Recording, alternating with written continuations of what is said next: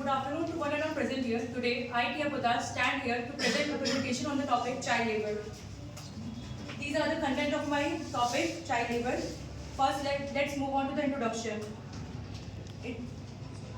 First, moving on to child labor, let's get to know who is a child. A child is someone who is under the age of 18 entitled to the rights that are proclaimed by the UN Convention on the Rights of the Child.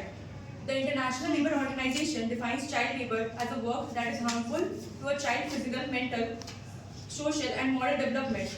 According to UNICEF, children are classified as a child labour if they are too young to work or are involved in hazardous activities which can affect their development and that may compromise their development.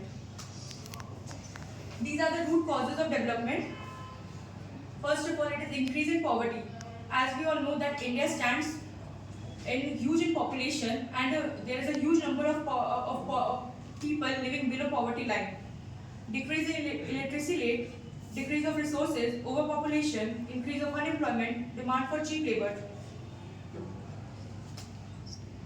Child labor in India. The Child Labour Amendment Act of 2016 forbids child labour for anyone under the age of 14 with the exception of child performers and employees of family businesses.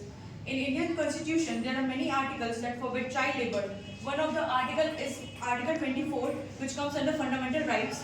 But as we all can see that the law is prohibited, severely violated throughout the country. According to the estimates of International Labour Organization, which stands for ILO, there are about 10.1 million working children between the age of 5 to 14 in India. Consequences of child labour.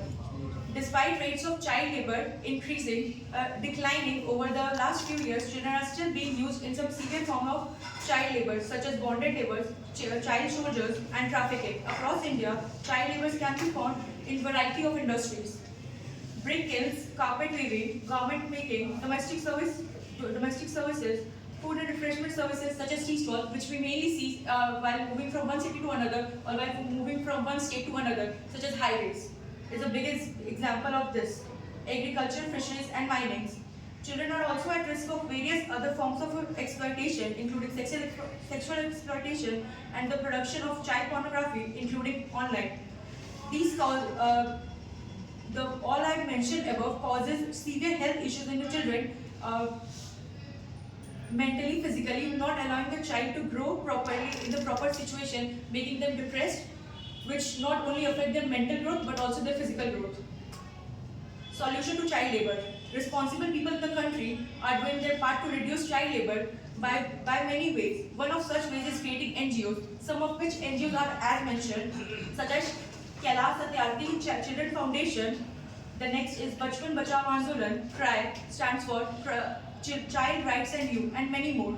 While we can do our part by educating ourselves and others around us, supporting the NGOs who are working for the betterment of the society, sharing our time and money, discouraging people to employ child in shop and factories, combating extreme poverty. That's all. Thank you for